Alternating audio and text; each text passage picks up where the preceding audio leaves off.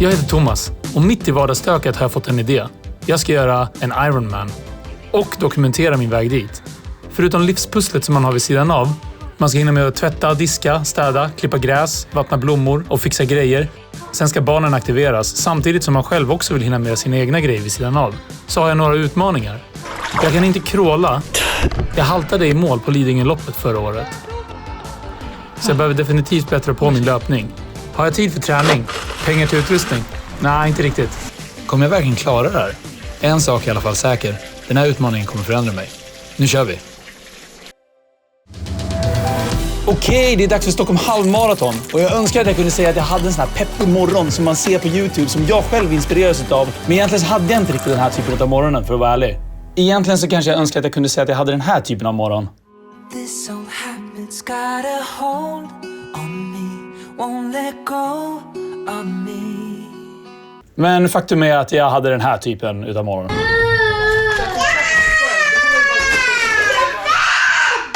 Okej, strunt samma vilken typ av morgon jag hade. Hela familjen började med att fixa och dona som vanligt på morgonen. Vi vek tvätten och by the way, den här boken som ligger där kan jag varmt rekommendera.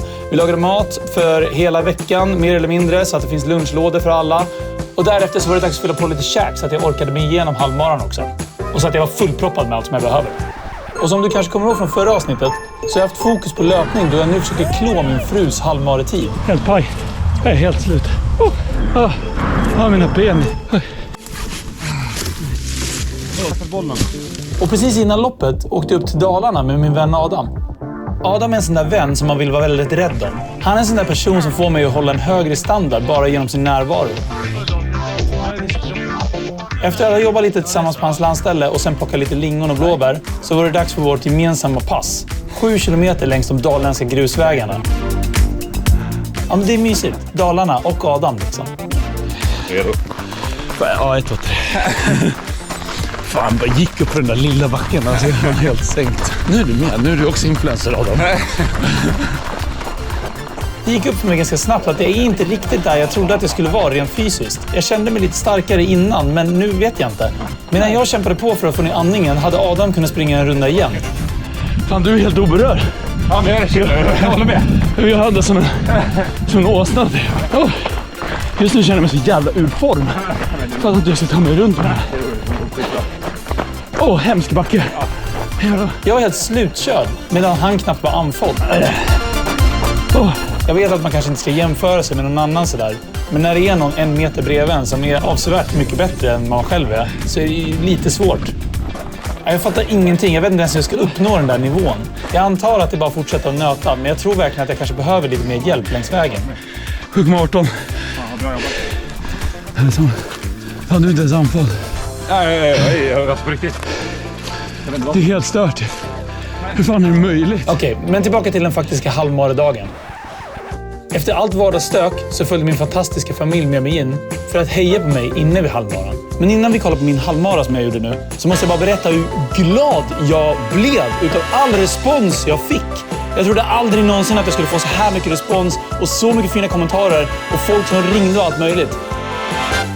I övrigt så fick jag också lite feedback. Till exempel, min vän Jared hojtade på mig, som jag faktiskt tror har gjort en Ironman.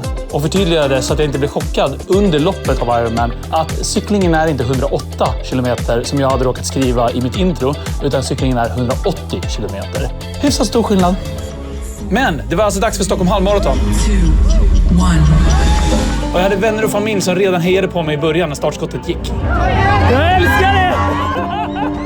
Därefter så upplevde jag ganska snabbt att jag blev tröttare än vanligt. Jag försökte hålla koll med hjälp av min Garmin-klocka, vilket tempo jag höll. Och faktum är att den stressade mig, men inte på grund av att den hade fel, utan snarare för att jag inte kunde skillnaden mellan tempo och varvtempo. Hallå? Tja. Du, jag har 6:20 tempo, jag ligger på zon 5. Har gjort det hela tiden. Det är något som är fel. Nej, men ta det bara lugnt. Dra ner lite tempo då. Det är väl att du är också lite så här uppspelt av... Så man ligger ju lite högre alltid på... Ja, det är eventpuls liksom. Ja. Ja, bra. Jag behövde Dr. Sasha liksom. Ja, bra. Vi hörs sen. Hej. Längs med loppet hade jag också planerat för mitt energiintag. Och helt ärligt, det är inte direkt fredagsmys man sitter och käkar längs med loppet. Men jag känner en extremt stor prestationsskillnad när jag faktiskt använder mig av det här. Adidas Stockholm halvmaraton bidrog verkligen med folkfest längs vägen.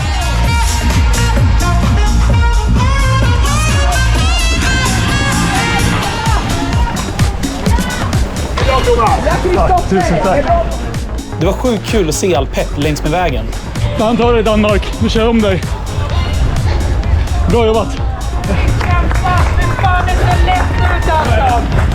Yes, heja Thomas!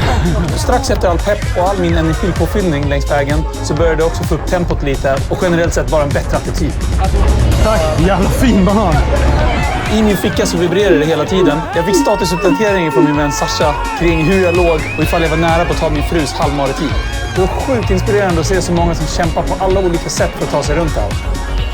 Jag fortsatte med min energipåfyllning och nu började jag äntligen ta ikapp tiden. Både tack vare energin som jag äter längs vägen, men också tack vare alla människor som hejar på en. Vad kul att se det. Tusen Stort tack till alla som hejade på mig personligen. Och Thomas som filmar sig själv. Nej! Fan vad sjukt! Fan vad ni är grymma! Fan vad kul att se er! Shit! Det gav mig så mycket energi längs vägen. Helt plötsligt så inser jag att jag är så nära på att komma ikapp min frus halvmaratid. Nu handlar det bara om att kämpa och bita ihop de sista kilometrarna. När jag har cirka 1 kilometer kvar in i mål så står min familj och mina vänner och hejar på mig och jag fylls av energi. Jag fick en så sjuk kick av att folk hejar på mig och att det är så en jävla folkfest.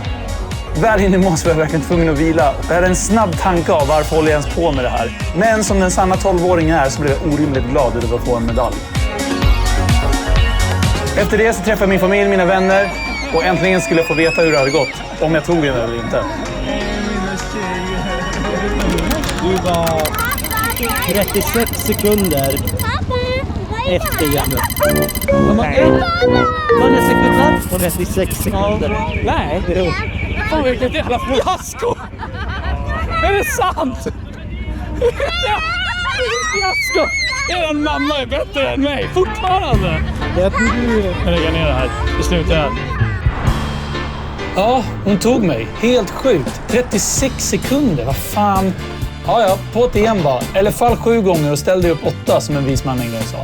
Sprang du också Stockholm halvmara? Skriv och berätta för mig. Tog du dig i mål? Hur gick det för dig? I nästa avsnitt har jag gjort Lidingö-loppet i tanken. Då ska jag ta revansch från förra året. Och då måste jag fan ta henne. Det här går inte. Och jag behöver också lägga mer träning på styrka. Och som sagt, jag kan fortfarande inte kråla. Tack för att du följer mig och min kanal. För det gör du väl? Glöm inte att prenumerera. Och likea mer än gärna mina avsnitt. Och glöm inte att skriva i kommentarsfältet. Tusen tack för att du hänger med. Tjoflöjt!